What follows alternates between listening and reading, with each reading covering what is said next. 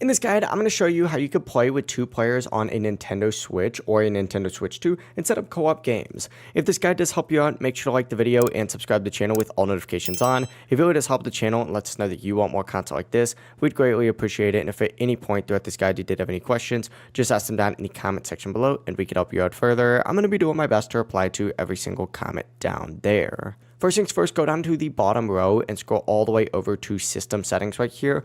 Open this up, and on the left hand side, go ahead and scroll down until you see an option for controllers and sensors. It also may be called controllers and accessories. It kind of just depends on which Switch update you are on. From here though, go ahead and go over to change grip and order, and the screen will allow you to set multiple controllers or multiplayer up. Detach the Joy-Cons, and on the back of each Joy-Con, hold the small release button and then slide the Joy-Con upward. Do this for both sides until they're both removed, and once they're detached, take one Joy-Con and hit the SL and SR buttons at the top edge at the exact same time. It should appear on the screen as a registered controller, kind of like how my Pro Controller just was on there. Repeat the exact same process with the other Joy-Con as well. Once both show up, they're ready to use, and now you can go back to the home screen, launch a game that supports two players, and play with two people. It really is as simple as that. Each Joy-Con is going to essentially act as its own controller. Now, not all games are going to support two players, so keep that in mind. Make sure the game that you're playing has local multiplayer or co-op support, but that is it. If you guys did have any questions, just ask them down in the comment section below, and we could help you out further. I'm going to be doing my best to reply to every single comment down there.